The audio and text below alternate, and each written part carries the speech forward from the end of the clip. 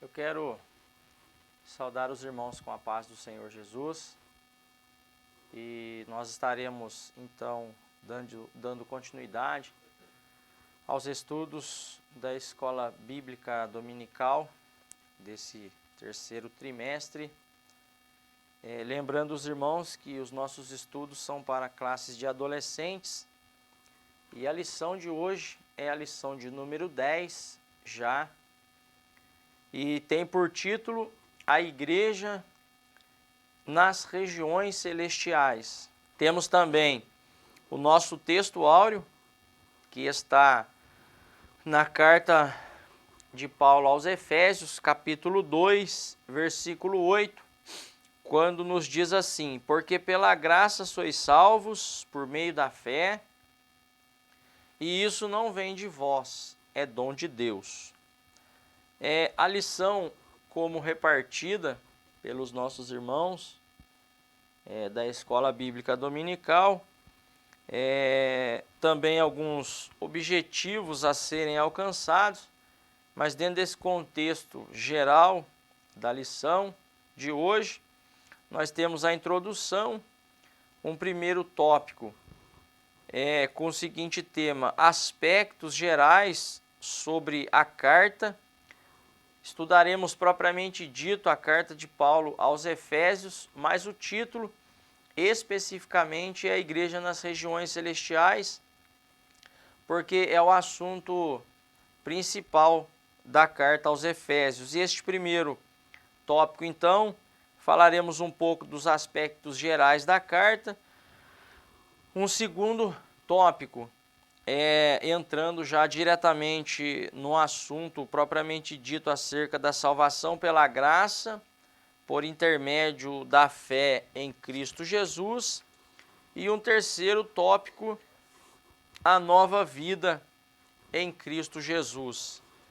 Então, dentro destes tópicos que nós aqui mencionamos, nós estudaremos a carta inteira, do capítulo 1 ao capítulo 6, mas não aqui na lição de hoje. Nós estaremos aqui fazendo um resumo, abordando de uma maneira geral a carta, colocando alguns pontos importantes com relação aos ensinamentos de Paulo a essa igreja, e aí fica a critério dos nossos irmãos professores, em suas respectivas classes, onde o tempo é um tempo mais extenso, é um tempo mais longo, e os irmãos podem estar abordando temas com mais referências bíblicas, citando algumas referências bíblicas, ou até mesmo alguns textos que Deus trouxer à memória dos irmãos, e os irmãos então podem estar compartilhando em suas respectivas classes com as seus respectivos alunos. Só reforçando, é uma aula mais resumida hoje, né? Por conta até mesmo do nosso tempo. Mas é uma aula importante, é uma carta bem atual, que trata de assuntos bem importantes para a nossa vida espiritual, fazendo com que venhamos a reconhecer melhor, sermos mais gratos por tamanha salvação conquistada para nós através do sacrifício do Senhor Jesus. Também pontos doutrinários importantes, como a doutrina da regeneração, tendo agora uma nova vida em Cristo Jesus, e a maneira como devemos andar, então, tendo esta nova vida em Cristo Jesus, e sabendo que agora, como diz o título da lição, fazemos parte, então, da igreja de Deus, que também é chamada a família de Deus. E nos objetivos a serem alcançados, eu menciono um primeiro objetivo, é bem dizer a Deus pela obra da salvação. Um segundo objetivo é compreender que a salvação é pela graça e por meio da fé em Jesus Cristo. E um terceiro objetivo a ser alcançado é reconhecer que somos a igreja de Deus e devemos andar de acordo com a nova vida em Cristo Jesus. E isso é muito importante, já mencionei agora, instantes atrás, o reconhecer que agora somos igreja de Deus e que devemos andar então agora como tendo uma nova vida em Cristo Jesus. Isso é um ponto crucial, um ponto importantíssimo a ser considerado, e os irmãos podem estar considerando isso em suas respectivas classes. A nossa leitura bíblica em classe, ela está no capítulo 2, versos de 1 a 10, aonde nós conhecemos que Paulo vai tratar acerca da salvação pela graça, e Paulo ele vai mencionar a condição em que os nossos irmãos estavam e a condição que agora eles estão sendo então alcançados por esta graça que disse Tito, ou disse Paulo a Tito, que veio trazendo salvação para todos os homens. Então, o cerne, o tema principal do capítulo 2 é especificamente a salvação pela graça. E a leitura bíblica é exatamente neste mesmo capítulo, versos de 1 ao 10. E a nossa introdução nos diz assim: aprenderemos que a salvação é pela graça, por intermédio da fé no sacrifício de Jesus Cristo. Então, sendo alcançados por esta graça, através do sacrifício do Senhor Jesus Cristo, devemos então bendizer a Deus por sua misericórdia e amor para conosco e procurar ter uma vida cristã como verdadeiro integrante da família de Deus. E agora, indo para um primeiro tópico sobre os aspectos gerais da carta, Paulo, na sua terceira viagem missionária, ele esteve por quase 3 anos na cidade de Éfeso. E isso nós vemos no capítulo 19, e todo o capítulo 19 depois fica recomendado para os irmãos lerem.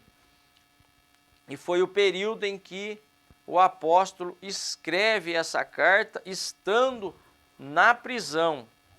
Essa cidade, a cidade de Éfeso, se tornou um importante centro do trabalho cristão na província romana da Ásia. Na ocasião da evangelização da cidade, o apóstolo teve problemas com os efésios, pois ensinou que não são deuses os ídolos de metal, pedra ou madeira, deixando claro que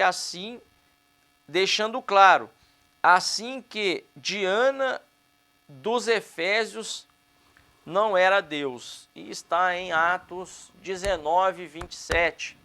Havia lá o grande templo da deusa Diana, e no capítulo 19 a gente vai ver que Paulo então ele impõe a mão sobre os irmãos que ainda não tinham nem tido conhecimento de que houvesse o Espírito Santo, e eles são batizados com o Espírito Santo, e houve todo aquele mover de Deus ali entre os irmãos, e por conta disso, aqueles que estavam inseridos ali naquele contexto, vendo toda aquela manifestação de Deus através do apóstolo Paulo e dos irmãos agora então sendo batizados com o Espírito Santo, eles começaram então a levar os seus livros, não sei que livros eram esses, e depositavam e queimavam esses livros ali na praça da cidade de Éfeso, aonde havia o grande templo da deusa Diana. E Paulo vai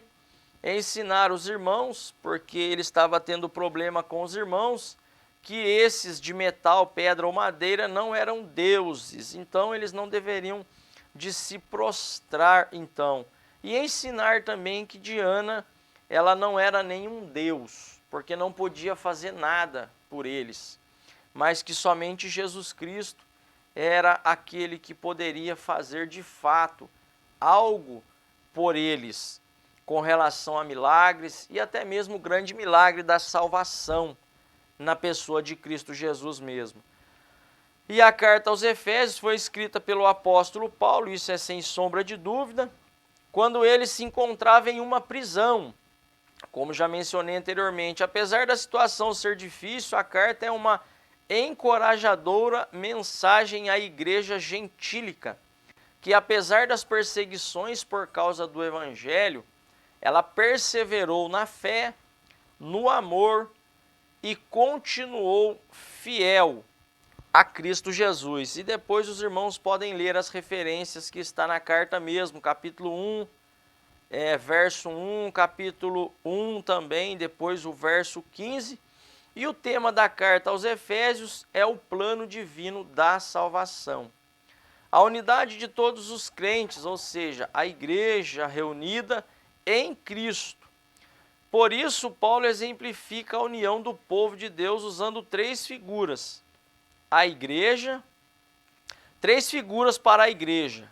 A de um corpo, do qual Cristo é a cabeça, a de um edifício, qual Cristo é o fundamento, e a de um casal, no qual a igreja é a esposa e Cristo é o amado esposo. Então aqui eis um ponto importante a ser tratado. Tem doutrina contida aqui, inserida, principalmente nos textos aí como referência, capítulo 1, verso 22, capítulo 2, versos 13 a 18, e também capítulo 5, o verso 25, aonde Cristo, agora unido com o seu povo, Paulo vai apresentar três figuras para a igreja com relação a essa união, né, do povo de Deus com o próprio Deus. E ele usa o exemplo, a igreja como sendo um corpo, Cristo sendo a cabeça desse corpo e nós os membros em particular deste corpo. Paulo também vai apresentar a igreja como um edifício e Cristo sendo o fundamento ou sendo a base desse edifício, e também ele vai mostrar a figura de um casal, aonde a igreja é a esposa amada e o Senhor Jesus Cristo é o esposo amado por sua igreja, que é a sua esposa. Então, Paulo coloca essas figuras aqui dentro dessas referências, capítulo 1, 2, capítulo 5, para mostrar esta união do povo de Deus com o próprio Deus.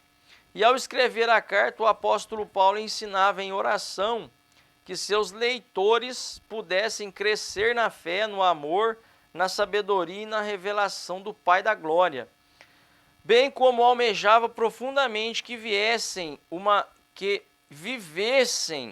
uma vida digna no Senhor Jesus Cristo. E só voltando um pouco, vale considerar também que a igreja de Éfeso era uma igreja que era muito perseguida, mas observem que a perseguição não parou a igreja, muito pelo contrário, a perseguição fez com que a igreja ela crescesse no amor, na fé, e ela perseverasse em continuar fiel a Cristo. Então observem bem que a perseguição, na verdade, contribuiu para que houvesse o crescimento e a expansão do reino de Deus no tempo dos apóstolos, do qual a igreja de Éfeso estava inserida. Mas a perseguição não conseguiu parar essa igreja, porque está escrito que as portas do inferno não vão prevalecer contra a igreja de Deus. E aí aqui nesse contexto que lemos, Paulo está ensinando, ou Paulo através da sua oração ansiava que os irmãos, ao lerem a sua carta, eles pudessem crescer na fé, no amor, na sabedoria e também avançar na revelação do Pai da Glória. E bem também como ele almejava profundamente que os irmãos vivessem uma vida digna no Senhor Jesus Cristo. E como referência, os irmãos podem ler e aplicar isso em sala de aula, capítulo 1, versos 15 ao 17. E a intenção de Paulo, principal dentro desse contexto que lemos aqui, era o crescimento dos irmãos. Era para que os irmãos pudessem amadurecer espiritualmente, ter experiências mais profundas com o Senhor Jesus, dentro das quais eles já vinham tendo. Mas a intenção principal de Paulo era essa, que houvesse crescimento nos irmãos. E o interessante também é que a carta, ela se divide em duas grandes seções. A primeira é que contempla os 3 capítulos iniciais, capítulos 1, 2 e 3, é onde Paulo mostra como os cristãos são um só povo por causa da obra de Deus em Cristo. E a ação do Espírito Santo agora na igreja, dando-lhes poder para viverem sempre unidos uns aos outros. E a segunda intenção com que Paulo escreve abrange os capítulos 4 a 6, quando Paulo trata da nossa vida em Cristo e de como ela se manifesta nos nossos relacionamentos pessoais. E é interessante, tem um versículo que resume isso que lemos, que está lá em Hebreus, segui a paz com todos e a santificação, sem a qual ninguém verá o Senhor. Então, dentro dessa primeira sessão, que é contemplado os 3 primeiros capítulos da carta, Paulo ele quer mostrar para os cristãos ou para os irmãos que eles eram um só povo. Lembrando que a parede da separação foi derribada, agora judeus e gentios fazem parte do mesmo povo, servem o mesmo Deus, e Paulo quer trazer a lume e inculcar isso na cabeça dos irmãos, que eles são um só povo, e tendo por base a obra de Deus em Cristo Jesus, lá na cruz do Calvário. E também agora uma ação do Espírito movendo o coração dos irmãos na igreja, trazendo essa ideia e inculcando essa ideia neles de que eles eram um só povo. E é interessante dentro desse aspecto que a intenção do apóstolo também era que os irmãos vivessem unidos. Paulo tinha a intenção de que o Salmo 133 se cumprisse na vida dos irmãos. Ó, quão bom e quão suave é que os irmãos vivam em união. Irmãos, e é interessante colocar aqui que uma das coisas principais e importantíssimas a se considerarem é que o inimigo da nossa alma, ele não está preocupado em tirar os nossos bens, materialmente falando. Ele não está preocupado com o que temos financeiramente, ou algo palpável, algo visível. E Paulo vai dizer mesmo nesta carta que a nossa luta não é contra a carne e o sangue. Então, o que é que o inimigo da nossa alma ele quer tirar de nós, ou ele quer roubar de nós? Ele quer fazer com que sejamos um povo dividido.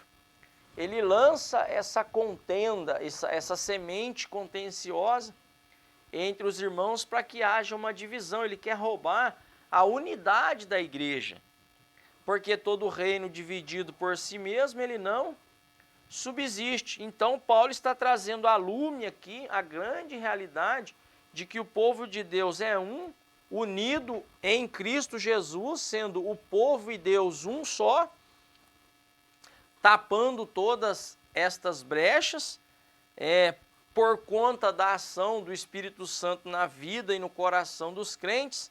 Então descarta-se essa ideia de que o povo de Deus é um povo que tem que estar dividido ou desunido.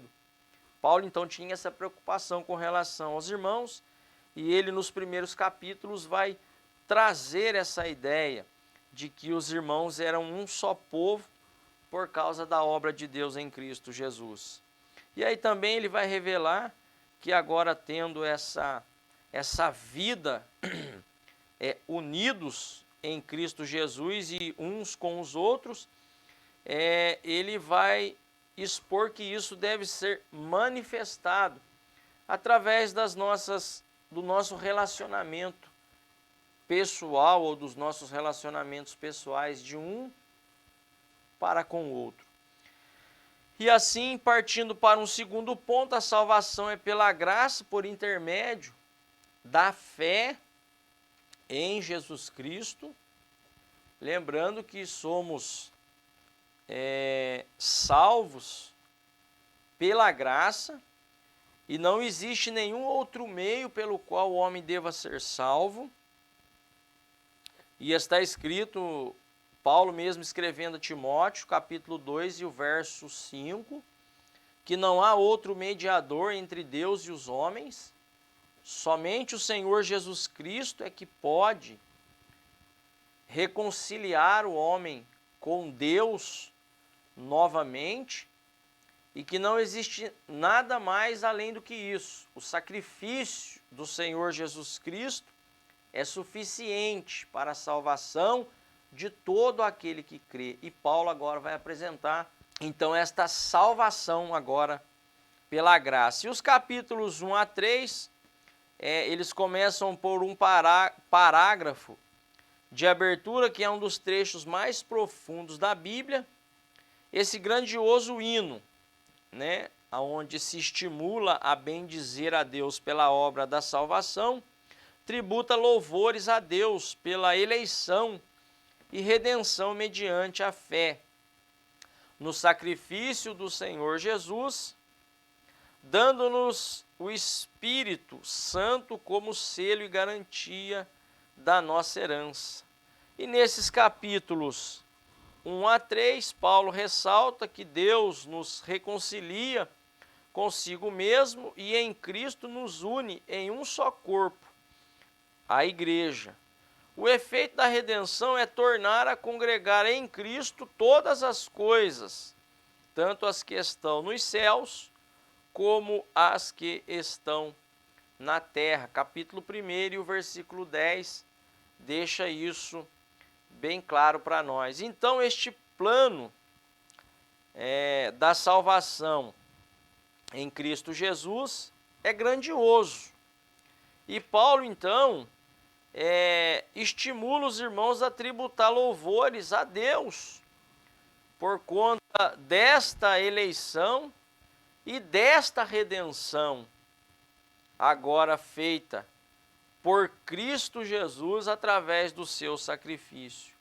E assim, crendo, recebemos o Espírito Santo, que é o selo, o penhor, a garantia da nossa salvação. Então, observem que o sacrifício de Jesus só nos fez bem, só trouxe coisas excelentes para cada um de nós. E depois de enaltecer e bendizer a Deus pela salvação, Paulo detalha como os judeus e gentios alcançaram a misericórdia de Deus. Lembrando que a parede da separação, como já disse, foi derribada, e agora todos então agora estão congregados em Cristo Jesus através do seu sacrifício, né? Passaram a ser participantes da salvação em Cristo, formaram o verdadeiro Israel de Deus, representado pela igreja. Primeiramente nos faz entender que todos os homens estão mortos em ofensas e pecados, e por isso distantes de qualquer intimidade com Deus e de desfrutar de sua proteção e bênçãos. Por essa razão, o velho homem, antes de crer em Jesus, andava segundo o curso deste mundo e fazia a vontade da carne, por estar morto espiritualmente, em razão dos seus pecados. Então, esses homens que eram por natureza considerados filhos da ira e da desobediência, e por isso estavam destinados à condenação. Então, observem bem que olha a grandiosidade do benefício que nós gozamos agora através do sacrifício de Jesus. Estávamos mortos em ofensas e pecados, estávamos entregues a toda sorte de males, andávamos de acordo com o curso deste mundo, fazíamos a vontade da nossa carne, e lembrando que estávamos espiritualmente desligados, totalmente destituídos de Deus. Mas o Senhor Deus, que é riquíssimo em misericórdia, vendo-nos numa condição miserável, deplorável, sujeitos à condenação, agora então, dentro do seu plano soberano da eleição e da redenção do qual nós estamos inseridos nele, nos fez agora novas criaturas, para andarmos agora segundo a sua vontade, tendo o nosso coração inclinado a obedecer a sua palavra, em oração agora, tendo comunhão com o Pai e podendo desfrutar desta tão grande salvação que Ele mesmo nos proporcionou. E lembrando que Ele nos tirou das trevas e nos transportou para o reino do Filho do seu amor. Então observem bem que a salvação é algo extraordinário, algo sublime e que nós hoje podemos desfrutar através da fé em Cristo Jesus e sendo salvos então por esta graça maravilhosa. Entretanto, Paulo esclarece que mesmo morto em ofensa e pecado, Deus, que é riquíssimo em misericórdia e possui um imenso amor por nós, enviou seu Filho para morrer e salvar o homem caído. Lucas capítulo 19 fala-nos acerca de Zaqueu, o publicano, e no final do texto vai dizer que Jesus, quando Zaqueu, então, ele propõe, se houvesse defraudado alguém, restituísse quadruplicado, Jesus viu uma verdadeira conversão, uma verdadeira mudança no coração de Zaqueu, e disse para Zaqueu, devido a essa disposição, né, e esse arrependimento verdadeiro em seu coração e essa vida agora mudada, dispôs-se então a pousar na casa de Zaqueu. E Zaqueu recebeu, lembrando que Zaqueu recebeu Jesus com alegria, ao contrário do jovem rico, que saiu da presença de Jesus entristecido, quando Jesus disse para ele que ele tinha que vender tudo o que ele tinha e doar aos pobres. E aí, o verso 10, se não me falha a memória, vai dizer que Jesus veio buscar e salvar aquilo que se havia perdido. Então, esse Deus que é riquíssimo em misericórdia, possui um amor muito grande por nós, enviou seu Filho Jesus para morrer e salvar nós, que éramos perdidos, estávamos destinados à condenação. E Paulo vai tratar isso também ali com os irmãos. E Paulo afirma que assim como Cristo ressuscitou dos mortos ao terceiro dia, somos também ressuscitados com ele. E por isso temos vida e estamos assentados nos lugares celestiais.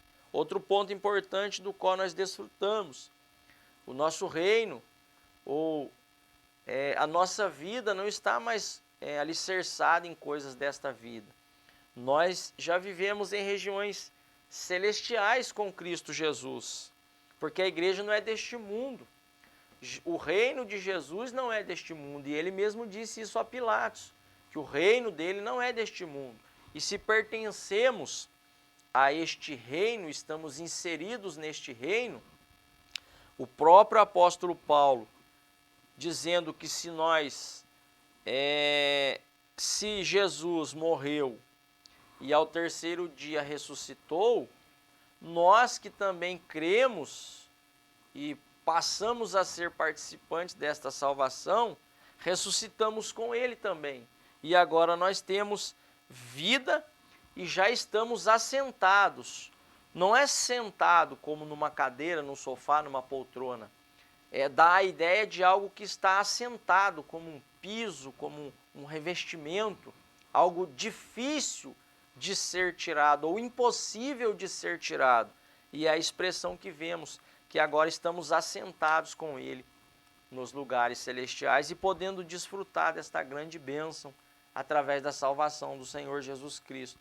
Habitamos agora em regiões celestiais com Cristo Jesus. E aí partimos para um terceiro tópico, a nova vida em Cristo Jesus. E aí essa segunda sessão, que vai tratar do capítulo 4 ao 6 desta carta, consiste em instruções práticas para a igreja no tocante aos requisitos que a redenção em Cristo demanda da nossa vida individual e coletiva. Por isso, Paulo roga aos irmãos Efésios que andeis como é digno da vocação com que foste chamados, ou seja, como verdadeiros cidadãos dos céus. Olha só. Então nós estamos aqui, não somos daqui. Estamos no mundo, mas não somos do mundo. Então o nosso comportamento agora, a nossa prática, a nossa vivência agora, não é mais de acordo com este mundo, ou com o curso deste mundo, ou com as normas ou as regras deste mundo. Como disse o apóstolo mesmo na carta aos Colossenses 3, se não me falha a memória, se já ressuscitamos com Cristo, busquemos as coisas que são de cima, aonde Cristo está. E se já ressuscitamos com Ele, pensemos nas coisas que são de cima e não nas que são da terra. É isso que Paulo está dizendo agora, como que andar digno dentro dessa vocação com que fomos chamados. E somos agora então exortados a andarmos como verdadeiros cidadãos dos céus. Então observem que se o meu comportamento era agora como cidadão do céu, o meu comportamento deve ser um comportamento totalmente diferente. E ele vai falar acerca de andar como sendo dignos. Tá certo? E sempre progredindo na questão dessa nova vida que agora vivemos em Cristo Jesus. Se estamos em Cristo, nova criatura somos, disse o apóstolo Paulo. As coisas velhas já passaram, eis que tudo se fez novo. Então andemos em novidade de vida, despojando-nos do velho homem com as suas práticas e nos revestindo do novo com práticas novas, disse o apóstolo Paulo mesmo. E desse modo, evidenciarão em suas vidas o fruto do Espírito, como humildade, mansidão, longanimidade, e suportando uns aos outros em amor e procurando guardar a unidade do Espírito pelo vínculo da paz. Então, fazendo assim, tendo agora esta nova vida, em Cristo Jesus nós não andamos mais segundo a carne, mas andamos segundo o Espírito. Então é óbvio que devemos praticar o fruto do Espírito. E nós devemos nutrir isso. Nós devemos alimentar isso. O viver agora, na prática, os frutos do Espírito e não vivermos de forma alguma mais nas práticas da carne, que na verdade são práticas daqueles que estão mortos em suas ofensas e pecados e não têm vida espiritual com Deus. Mas para nós, que temos uma vida agora espiritual, comunhão com Deus, sendo nós e Ele um só, entrelaçados, devemos viver agora de maneira totalmente oposta ao mundo. E como devemos fazer isso? Vivendo agora então na prática do fruto do Espírito, ou dos frutos do Espírito. E na comunhão de uns para com os outros. Jesus mesmo disse, amando uns aos outros como eu vos amei. E como disse o comentarista aqui, está em Efésios capítulo 4, suportando um ao outro em amor, não é suportar alguém que seja insuportável, sabe? Eu não suporto aquela pessoa, mas tenho que suportar, tenho que estar no mesmo espaço, tenho que às vezes sentar no mesmo banco. Não é essa a ideia que o apóstolo traz aqui. O suportar que o apóstolo Paulo ele trata no capítulo 4 é estender a mão. Porque ele fala suportar em amor. Então eu tenho que estender a mão para o meu irmão que precisa de um estender de mão meu. É abraçar o meu irmão que precisa de um abraço meu. Isso é o suportar com que Paulo está se referindo agora para aqueles que vivem uma nova vida em Cristo Jesus. E também ele vai falar acerca, ainda devemos deixar toda mentira, falar sempre a verdade, não dar lugar ao diabo, aquele que roubava não rouba mais, nem deve sair da sua boca nenhuma palavra torpe, mas só que for boa para promover a edificação das pessoas. Então, olha quanto ensino, olha quanta referência acerca do que éramos e do que somos agora, e não devemos, em hipótese nenhuma, vivermos aquilo que éramos, mas agora sempre vivendo em novidade de vida. E observem bem que nós vivemos em tempos difíceis. Quantas pessoas no nosso meio falando mentiras e não falando a verdade. Lembra do Salmo 15? Senhor, quem habitará no teu tabernáculo? Quem morará no teu santo monte? Aquele que não difama o seu próximo com a língua, aquele que não empresta dinheiro com usura, né? Salmo 24 também referente a isso. E observem bem que a mentira não é de Deus. Quem é o pai da mentira? O diabo é o pai da mentira. Então, se eu minto, deixando o velho homem aflorar em mim, eu preciso tomar um cuidado, porque o pai da mentira é o diabo. E a exortação é essa: aquele que mentia não mente mais. Aquele que roubava, que gostava de pegar as coisas dos outros, agora ele já não faz mais isso. O que é dele, o que é do outro é do outro. Essa é a exortação. E aí nenhuma palavra torpe deve sair da sua boca, mas somente a que for boa para promover a edificação. Irmãos, misericórdia. O que temos de gente no nosso meio que precisa às vezes dar uma lavadinha com o detergente espiritual na boquinha. Precisa passar um sabãozinho espiritual na boquinha, porque é um absurdo. E é impossível alguém que se diga cristão, servo de Deus, e a gente ouve umas palavras que isso gera em nós alguma dúvida. Mas a exortação é essa. Não pode sair nenhuma palavra torpe da boca, mas somente palavra que for boa para a edificação. E aí, por conta desses pecados todos, o risco que corremos é de entristecer o Espírito Santo. E nós não devemos entristecer o Espírito Santo. Então essa é a exortação para aqueles que vivem uma nova vida em Cristo Jesus. E assim partimos então para a nossa conclusão. E aprendemos hoje que Efésios é uma revelação bíblica ocupando lugar único entre as epístolas de Paulo. Ela não foi elaborada na argumentação da controvérsia doutrinária ou dos problemas pastorais. Ao contrário, a carta aos Efésios transmite o transbordar da revelação divina, da vida de oração de Paulo, e entende-se que Paulo endereçou esse escrito também a outras igrejas da região, e não apenas a igreja de Éfeso. Então, essa foi a lição de número 10, que tem por título A Igreja nas Regiões Celestiais.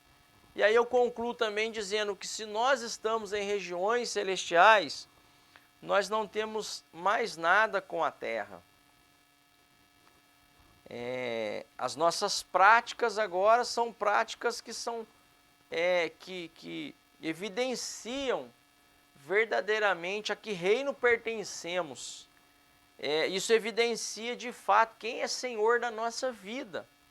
Porque está escrito na palavra de Deus, nas Escrituras, que para aquele a quem eu me apresentar para que seja Senhor da minha vida, esse será Senhor da minha vida. Cristo é Senhor da minha vida, então eu preciso andar como Cristo quer que eu ande. E não andar conforme os costumes deste mundo e nem a nenhuma outra filosofia que este mundo possa colocar para que eu possa praticar. Então, que Deus em Cristo abençoe os meus irmãos em nome de Jesus. Amém.